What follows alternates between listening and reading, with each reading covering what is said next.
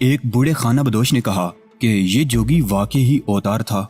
इसका उनके डेरे पर आना बड़ा अच्छा शगुन है। उन सब में ज्यादा परेशान वो औरत थी जिसका बेटा लापता हो गया था। सगीर ने उसे कहा था कि सुबह बताएगा कि उसका बेटा कहाँ है और कब वापस आएगा। बूढ़े खाना बदोशों ने उस औरत से कहा कि जोगी महाराज इशारा दे गए हैं कि उसका बेटा वापस आ जाएगा। उसे ना आना होता तो सुई चाकू के साथ उछल कर ना चिपकती। इसका साफ मतलब ये है कि बेटा वापस आकर माँ के गले लग जाएगा।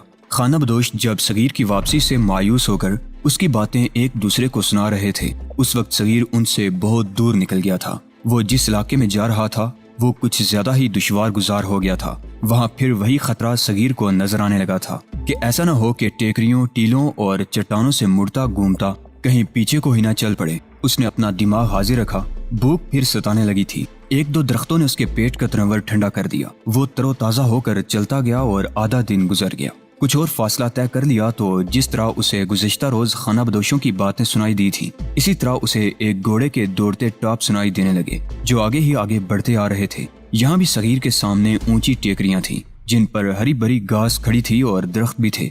सगीर दौड़कर सामने वाली टेकरी पर चढ़ गया और ऊंची घास में बैठकर उस तरफ देखने लगा जिस तरफ से घोड़े के टॉप बड़े आ रहे थे। सगीर ने एक अजीब मंजर देखा। एक आदमी जिसके सर पर सफेद पगड़ी थी और उसने फ्रॉक कोट पहन रखा था, एक घोड़े पर सवार था। घोड़ा सर पर दौड़ा आ रहा था। उसके ताकुब में एक रीछ था। रीछ के दौड़ने की रफ्तार शेर जैसी नहीं होती। रीछ घोड़े जितना तेज भी नहीं दौड़ सकता, लेकिन ये रीछ घोड़े के बिल्कुल करीब पहुंच गया था। सवार घबराहट के आलम में कभी पीछे देखता और कभी जोर जोर से घोड़े की बाग हिलाता और एड़ी लगाता। रीछ सिर्फ इसलिए घोड़े तक पहुंच गया था कि ये घोड़ा मरियल सी किस्म का कमजोर घोड़ा था जिससे दौड़ा भी नहीं जा रहा था। ये तो रीछ का डर था कि घोड़ा जरा तेज रफ्तार दौड़ रहा था, लेकिन साफ नजर आता था कि थोड़ी ही दूर जाकर घोड़ा थक जाएगा और रुक जाएगा, फिर रीछ उसे जिंदा नहीं छोड़ेगा। ये जहन देखकर सगीर के एबनॉर्मल जहन में इंसानी हमदर्दी बेदार हो गई। या फितरत के मुताबिक उसने घोड़े और उसके सवार को रीछ से बचाने का अज़्म कर लिया।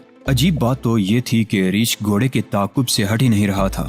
ये रीछ की फितरत के खिलाफ था। शेर और भेड़िए वगैरह शिकार के पीछे इस तरह दौड़ा करते हैं कि उसे पकड़ कर ही दम लेते हैं। रीछ उमूमन आसान शिकार में दिलचस्पी रखता है। सगीर ने देखा कि रीछ के पीछे दो छोटे छोटे बच्चे दौड़े आ रहे थे। वो समझ गया कि ये रीछ घोड़ी के पीछे क्यों लगा हुआ है। सवार उस रीछ के घर के करीब से गुजरा होगा।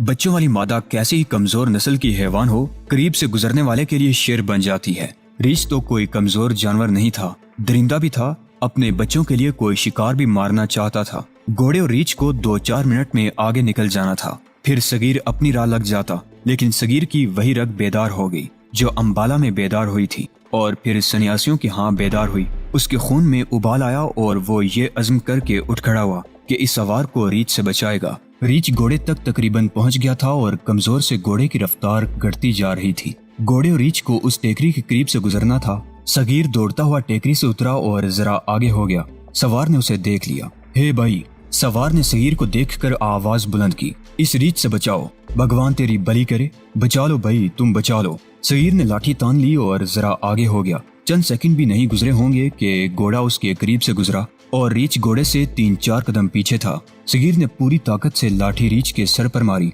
रीछ तेवरा कर एक तरफ मुड़ा और उसकी अगली टांगें दोहरी हो गई। घोड़ा आगे निकल गया। सगीर आगे बढ़ा के रीछ के सर पर एक और लाठी मारे, लेकिन रीछ बड़ी जल्दी संभल गया और अगली टांगे उठाकर सगीर पर हमला कर दिया। सगीर को इस कारनामे का जरा सा भी तजर्बा नहीं था जो वो करने पर तुल गया था। वो रीछ था, कोई आदमी नहीं था। सगीर दूसरी लाठी एक तरह ना चला सका और रीछ का पंजा बचाते बचाते सगीर के कंधे पर पड़ा। सगीर पीछे हट गया, लेकिन रीछ के पंजे ने न सिर्फ ये कि उसके कुर्ते की आस्तीन फाड़ डाली, बल्कि उसके बाएं बाजू की खाल भी उधेड़ ली। सगीर ने हिम्मत ना हारी। अब उसने लाठी अच्छी तरह संभाली और लाठी घुमाता रीछ की तरफ गया। रीछ भाग निकला। उसके बच्चे करीब आ गए थे। बच्चे उसके पीछे दौड़े। सगीर ने अपना बायां बाजू देखा तो खून के फवारे फूट रहे थे। फिर उसने सवार को देखा जो दूर जाकर घोड़े को पीछे मोड़ रहा था। सगीर उसकी तरफ चल पड़ा, लेकिन सगीर ने देख लिया कि घोड़ा डर कर ऐसा बुदका है कि सवार के काबू से निकला जा रहा है। सवार के इशारे पर घोड़ा मुड़ तो जाता था लेकिन रुकता नहीं था। सगीर उसकी तरफ दौड़ पड़ा। घोड़ा एक चक्कर में आया तो सगीर उसके रास्ते में जा खड़ा हुआ। घोड़ा करीब आया तो सगीर उसके साथ दौड़ा और घोड़े की लगाम पकड़ ली। अगर घोड़ा पूरा सेहतमंद और ताकतवर होता तो सगीर को साथ ही घसीट ले जाता, लेकिन वो घोड़ा नहीं बल्कि घोड़ी थी और कमजोर। صغیر کی ہمت سے یہ مریل سی گھوڑی رک گئی اور سوار کود کر اترا۔ گھوڑی تو تھر تھر کانپ رہی تھی۔ ریچھ اس منظر سے غائب ہو گیا تھا۔ سوار جو شکل و صورت ڈیل ڈول اور لباس سے اونچی حیثیت کا آدمی لگتا تھا، صغیر کے ساتھ لپٹ گیا۔ صغیر کے بازو سے بہتے ہوئے خون نے اس شخص کے کپڑے بھی لال کر دیے جس کی اس معزز آدمی نے پرواہ نہ کی۔ وہ تو صغیر کی بلائیں لے رہا تھا کہ اس نے اسے خونخوار ریچھ سے بچایا تھا۔ کون ہو بھائی؟ سوار نے صغیر سے پوچھا۔ کہاں کے رہنے والے ہو اور کہاں جا رہے ہو؟ اچھا ہوا آپ بچ گئے، صغیر نے مسکراتے ہوئے کہا۔ گھوڑی پر ریچھ کا پنجہ پڑ جاتا تو سب سے پہلے گھوڑی آپ کو گراتی اور پھر ریچھ کا شکار ہوتی۔ ریچھ اسے چھوڑ کر آپ پر حملہ کر سکتا تھا، یہ بات تو سوار خود بھی جانتا تھا۔ اس نے صغیر کے بائیں بازو کا زخم دیکھنا شروع کر دیا۔ صغیر کی بات تو وہ جیسے سن ہی نہیں رہا تھا۔ کوئی مہنت یا جوگی لگتے ہو، سوار نے کہا، یا شاید تم نے یہ جوگیا کپڑے اور گلے میں مالا ویسے ہی شوقیہ ڈال رکھی ہے۔ تم جو کوئی بھی ہو اور جہاں کہیں بھی جا رہے تھے، میں تمہیں اپنے گھر لے جاؤں گا اور یہ زخم ٹھیک ہونے تک گھر سے رخصت نہیں ہونے دوں گا۔ چلو میری گھوڑی پر بیٹھو۔ صغیر نے دیکھا کہ یہ کوئی جنگلی آدمی نہیں، نہ خانہ بدوش ہے، یہ کسی گاؤں کا رہنے والا ہوگا۔ کیا صغیر کو یہ خطرہ مول لینا چاہیے یا نہیں؟ لیکن اس نے جب زخم دیکھا اور پھر خون کا بہاؤ دیکھا تو اس کے سوا کوئی چارہ نہ تھا کہ اس شخص کے ساتھ چلا جائے اور خون روکنے کا کوئی بندوبست ہو جائے۔ بہتے خون سے اپنے سفر کو جاری رکھنا خودکشی کے برابر تھا۔ میرا نام پنڈت رمیش چندر ہے، سوار نے کہا۔ میں تمہیں اپنی جان کی قیمت دوں گا، فوراً گھوڑی پر سوار ہو جاؤ۔ پنڈت رمیش چندر نے صغیر کا زخم دیکھا۔ یہ گہری خراشیں تھیں جو کندھے سے کوہنی تک چلی گئی تھی۔ اس نے فوراً اپنی پگڑی اتاری۔ خون بڑی تیزی سے جا رہا ہے۔ پنڈت رمیش چندر نے پگڑی صغیر کے زخموں پر کس کر لپیٹتے ہوئے کہا، ٹھیک طرح پٹی ہونے تک خون رکنا چاہیے۔ اس نے اپنی ساری پگڑی صغیر کے زخموں پر بڑی زور سے لپیٹ دی اور صغیر گھوڑی پر سوار ہو گیا۔ جب وہ وہاں سے چلے تو پنڈت نے ایک بار پھر صغیر سے پوچھا کہ وہ کہاں کا رہنے والا ہے اور اس جنگل بیابان میں کدھر جا رہا تھا۔ مت پوچھو پنڈت جی، صغیر نے کہا، یہی سمجھو کہ بھگوان نے مجھے آپ کو اس خونخوار ریچھ سے بچانے کے لیے ادھر بھیجا تھا۔ سچ پوچھتے ہو تو بتاتا ہوں کہ میں کہیں کا بھی رہنے والا نہیں۔ کچھ عرصے سے اشارے مل رہے تھے کہ انسانوں کی بستی سے نکلو اور کہیں جنگل میں جا ٹھکانہ کرو، وہاں تمہیں پرمیشور ملے گا۔ میں نے اپنی جوانی کو مار ڈالا ہے پنڈت جی، پرمیشور کو ڈھونڈتا پھر رہا ہوں۔ تمہیں پرمیشور مل گیا ہے؟ پنڈت رمیش چندر نے کہا۔ تم جانتے ہو یہ حکم کس کا ہے؟ کر بلا سو ہو بلا۔ تم نے میری جان بچانے کے لیے اپنی جان دے دی تھی۔ عیسائیوں کا خدا ہو، مسلمانوں کا اللہ ہو یا ہمارا پرمیشور ہو، سب کا یہی حکم ہے کہ بندوں سے پیار کرو اور بندوں کا بھلا کرو۔ پنڈت رمیش چندر پر تو ایسا تاثر طاری تھا جیسے وہ مردوں سے اٹھا اور زندہ ہو گیا ہو۔ اس کی گھوڑی اب امن اور اطمینان سے چل رہی تھی، جیسے اس نے ریچھ کا خوف جھٹک ڈالا ہو، لیکن وہ خود ابھی تک ریچھ کا خوف اپنے دل پر لیے ہوئے تھا۔ خانہ بدوشوں نے صغیر کو اوتار کا درجہ تو دے ہی دیا تھا، اس پنڈت نے بھی صغیر کو اوتار سمجھ لیا۔ صغیر اس کی ہر بات کا جواب ایسے انداز سے دیتا تھا جیسے اس دنیا سے نفرت ہو اور اپنی جان اور ذات کی پرواہ تک نہ ہو۔ اس کا دماغ بڑی تیزی سے کام کر رہا تھا۔ سوچ یہ پریشان کر رہی تھی کہ پولیس سے سامنا نہ ہو جائے۔ 30-35 گھروں کی ایک بستی تھی جہاں ایک بڑے اچھے گھر کے سامنے پنڈت رمیش چندر نے گھوڑی روک لی۔ 3-4 آدمی دوڑے آئے اور اس طرح حرکتیں کرنے لگے جیسے پنڈت رمیش ان کا آقا ہو اور وہ اس کے زر خرید و غلام ہوں۔ لوگوں نے جب صغیر کے کپڑے دیکھے جن پر صغیر کا خون گرا تھا تو گاؤں میں تہلکہ بپا ہو گیا۔ آنے واحد میں گاؤں کی تمام تر آبادی وہاں اکٹھی ہو گئی۔ پنڈت رمیش صغیر کو گھوڑی تک اتار کر اندر لے گیا اور ایک صاف ستھرے کمرے میں پلنگ پر بٹھا دیا۔ گھر کی عورتیں گھبراہٹ کے عالم میں اس کے کمرے میں آ گئیں۔ 1-2 آدمی بھی آ گئے تھے۔ گھبراؤ ڈرو مت، پنڈت نے عورتوں سے کہا۔ دودھ گرم کرو اور اس میں شہد ڈال کر لے آؤ، اس نے ان 1-2 آدمیوں سے کہا۔ کھڑے منہ نہ دیکھتے رہو، دوڑ کر جاؤ اور حکیم کو ساتھ لے آؤ، اسے بتانا ایک زخمی کی مرہم پٹی کرنی ہے۔ صغیر کو یہی ایک خطرہ محسوس ہو رہا تھا کہ پولیس نہ آن دم کے۔ یہ پنڈت دیہات کے بڑے زمینداروں اور چودھریوں جیسا آدمی معلوم ہوتا تھا۔ صغیر کسی سے پوچھ بھی نہیں سکتا تھا کہ اس علاقے کا تھانہ کتنی دور ہے۔ پوچھتا تو اس سے پوچھا جا سکتا تھا کہ تھانے کا پوچھ کر کیا کرو گے۔ فوراً ایک بڑا پیالہ دودھ سے بھرا ہوا آیا جس میں شہد ملا ہوا تھا۔ اس وقت صغیر کی ضرورت یہی تھی کہ خالی پیٹ میں کچھ چلا جائے۔ دودھ اتنا زیادہ تھا کہ اس کا پیٹ اس سے بھر گیا۔ صغیر دودھ پی چکا تو کچھ ہی دیر بعد ایک ادھیڑ عمر حکیم اپنا سامان اٹھایا آ گیا۔ اس کے چہرے پر اور حرکتوں میں گھبراہٹ نمایاں تھی، جو اس لیے نہیں تھی کہ ایک آدمی زخمی تھا بلکہ اس لیے کہ اسے پنڈت رمیش چندر نے بلایا تھا۔ پنڈت کے آگے وہ غلامانہ حرکتیں کرنے لگا تو پنڈت نے صغیر کی طرف اشارہ کر کے کہا کہ وہ ہے زخمی، زخم دیکھو اور ٹھیک طرح مرہم پٹی کر دو۔ پنڈت نے صغیر کے بازو پر لپٹی ہوئی پگڑی اتاری، پھر اس کا کرتا بھی اتار دیا اور زخم دھونے کے لیے پانی منگوایا۔ اس نے پوچھا تو پنڈت رمیش نے اسے بتایا کہ اسے ریچھ کے پنجے لگے ہیں۔ حکیم نے زخم دھو کر مرہم پٹی کر دی اور بتایا کہ پنجے گہرے نہیں اترے لیکن کھال کو نقصان پہنچا ہے۔ پنڈت نے پوچھا کہ یہ زخم کتنے دنوں تک ٹھیک ہو جائیں گے؟ حکیم نے بتایا کہ زیادہ سے زیادہ 4 دنوں میں زخم بھر جائیں گے۔ وہ ہر صبح مرہم پٹی کرنے آیا کرے گا۔ حکیم نے صغیر کو ایک دوائی پینے کے لیے بھی دے دی تھی تاکہ ریچھ کا پنجہ اگر کچھ زہر آلود ہو تو وہ خون میں زائل ہو جائے گا۔ یہ سن لو بھائی، پنڈت رمیش نے صغیر سے کہا، 4 دن لگیں یا 40 دن، زخم بھرنے تک میرے گھر کو اپنا گھر سمجھ کر رہو۔ جلدی جانے کی ضد کرو گے تو نہیں جانے دوں گا اور تمہارے لیے الگ مکان ہوگا، میں رک جاؤں گا۔ صغیر نے کہا، یہ خیال رکھیں کہ میں دال اور سبزی کے سوا کچھ اور نہیں کھاؤں گا۔ اسی روز صغیر کو چھوٹے سے ایک مکان میں منتقل کر دیا گیا جو خالی پڑا تھا، اور پنڈت نے بڑی جلدی سے اسے صاف ستھرا کروا کے کمرے میں پلنگ وغیرہ بچھوا دیا تھا۔ پنڈت اس کے ساتھ اس مکان تک آیا۔ تھوڑی دیر بعد ایک ادھیڑ عمر غریب اور نادار سا آدمی وہاں آیا۔ اس کے فوراً بعد ایک جوان سی لڑکی بھی آ گئی۔ لڑکی کا رنگ سفیدی مائل گندمی تھا اور اس کے نقش تیکھے اور پرکشش تھے۔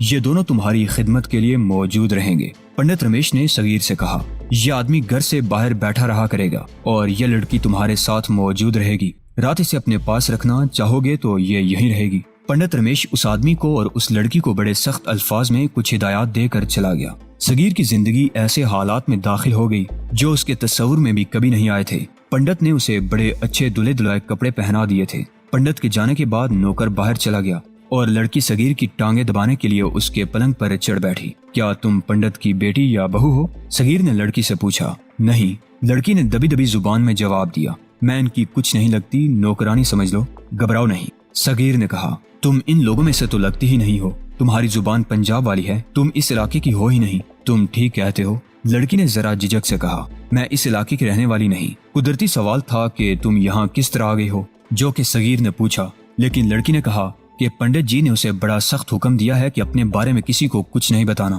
صغیر میں تجسس کی رگ بیدار ہو گئی، لیکن لڑکی کھل کر بات نہیں کر رہی تھی۔ صغیر نے سوچا کہ اسے اپنے ساتھ بے تکلف کرنا ہے۔ اس علاقے کے لوگوں کی زبان پنجابی سے مختلف تھی، لیکن لڑکی ٹھیٹھ پنجابی بولتی تھی۔ صغیر کے لیے ایک مشکل یہ بھی پیدا ہونے لگی تھی کہ وہ جوان تھا اور لڑکی بھی جوان اور خوبصورت تھی۔ وہ اس کی ٹانگیں دبا رہی تھی۔ صغیر کوئی مومن، زاہد اور پارسا نہیں تھا۔ وہ محسوس کرنے لگا کہ لڑکی اسے بڑی کٹھن آزمائش میں ڈال رہی ہے۔ اس نے دھیان اللہ کی طرف کر دیا۔ اس کا ذہن پیچھے چلا گیا تھا۔ اس نے امبالہ سے ایک لڑکی کو بچایا تھا، پھر ایک لڑکی کو ڈاکوں سے بچایا، پھر ایک سنیاسی کو سیلاب سے نکالا اور ایک آدمی کو جو پنڈت تھا ریچھ سے بچایا تھا۔ صغیر کو خیال آیا کہ یہ سارے واقعات اتفاقیہ نہیں ہوئے، بلکہ اللہ تبارک و تعالیٰ نے اسے مواقع فراہم کیے ہیں کہ وہ بنی نوع انسان کی بھلائی کے لیے اپنا آپ قربان کر دے۔ ایسے خیالات اپنے آپ ہی اس کے ذہن میں آنے لگے، یہ بھی کہ اسے کفار کے چنگل میں سے چھڑانے کے لیے اللہ مدد کر رہا ہے۔ جہاں کوئی مشکل پیش آتی ہے، اللہ صغیر سے کوئی ایسا کام کروا دیتا ہے کہ اسے مدد مل جاتی ہے اور انشاءاللہ وہ اسی طرح اپنی منزل پر پہنچ جائے گا۔ وہ دراصل اس دلکش لڑکی سے توجہ ہٹانے کی کوشش کر رہا تھا۔ اس نے لڑکی سے پوچھا، کیا وہ رات کو بھی اس کے پاس رہے گی؟ ہاں، لڑکی نے جواب دیا، مجھے یہی حکم ملا ہے۔ یہاں رہ کر کیا کرو گی؟ صغیر نے پوچھا۔ جو تم کہو گے، لڑکی نے جواب دیا، تمہارا ہر کام کروں گی اور تمہارے دل کی خوشی کے لیے بھی جو کہو گے وہ کروں گی۔ کیا پنڈت رمیش نے تمہیں ایسا ہی کہا ہے؟ صغیر نے پوچھا۔ ہاں، لڑکی نے کہا، یہاں میرا صرف یہی ایک کام ہے۔ پنڈت جی نے مجھے الگ بٹھا کر کہا تھا کہ اس مہمان نے میری جان بچائی ہے اور یہ تمہارا کام ہے کہ مہمان کو پوری پوری خوشی دینا۔ صغیر گہری سوچ میں کھو گیا۔ صغیر کے لیے شام کا کھانا یہی لڑکی لائی اور اس کے پیچھے پیچھے پنڈت رمیش چندر بھی آ گیا۔ کھانے کے ساتھ دودھ کا بھرا ہوا پیالہ بھی تھا جس میں شہد ملا ہوا تھا۔ خالص گھی کے پراٹھوں کے ساتھ دال بھی تھی اور سبزی بھی۔ صغیر نے کھانا کھا لیا اور دودھ بھی پی لیا۔ پنڈت رمیش چندر اس کے پاس کچھ دیر بیٹھا رہا اور ادھر ادھر کی باتیں ہوتی رہیں۔ پنڈت رمیش نے اب اسے یہ پوچھنا چھوڑ دیا تھا کہ وہ کہاں کا رہنے والا ہے اور کہاں جا رہا تھا۔ صغیر نے اسے یہ جو بتایا تھا کہ وہ دنیا ترک کر آیا ہے، یہ پنڈت رمیش نے صحیح مان لیا تھا۔ اچھا میرے دوست، پنڈت رمیش نے اٹھ کر کہا، میں چلتا ہوں، اب صبح ملاقات ہوگی۔ اس لڑکی کو تمہارے پاس چھوڑ چلا ہوں، یہ تمہیں واپس اپنی دنیا میں لے آئے گی اور مجھے خوشی ہوگی کہ تم نے میرے ساتھ جو نیکی کی ہے میں نے تمہیں اس کا صلہ دے دیا ہے۔ صلہ دینا تو ابھی باقی ہے، وہ بوقت رخصت دوں گا۔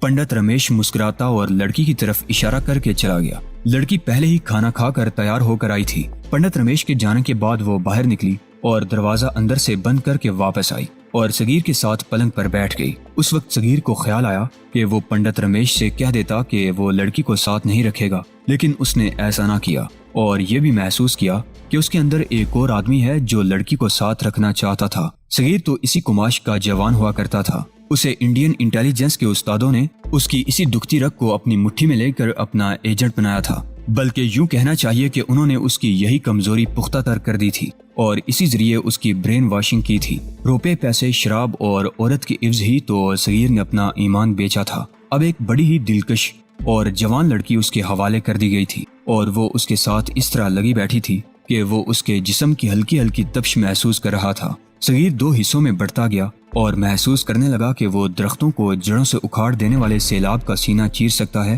سنگلاخ زمین پر ننگے پاؤں چل سکتا ہے اور وہ پولیس کی پوری گارد کا مقابلہ کر سکتا ہے اور جان کو یقینی خطرے میں بھی ڈال سکتا ہے، لیکن اپنی ہی ذات سے اٹھے ہوئے جذباتی طوفان کا مقابلہ نہیں کر سکتا۔ تمہیں اپنا مقابلہ کرنا پڑے گا۔ اسے اپنی ہی آواز سنائی دی، جس راستے پر جا رہے ہو یہ اللہ کا راستہ ہے، ذرا سا بھی بھٹک گئے تو ساری نیکیاں برباد ہو جائیں گی اور اسی جنگل میں مارے مارے پھرتے حیوانوں جیسی موت مرو گے۔ تمہاری لاش کو گدھ اور جنگل کے درندے کھا لیں گے یا کہیں نہ کہیں پکڑے جاؤ گے اور باقی عمر اپنے دین اور ایمان اور ملک کے دشمن کی کسی جیل میں پڑے گلتے سڑتے رہو گے۔ پھر تمہارا کوئی ملک نہیں ہوگا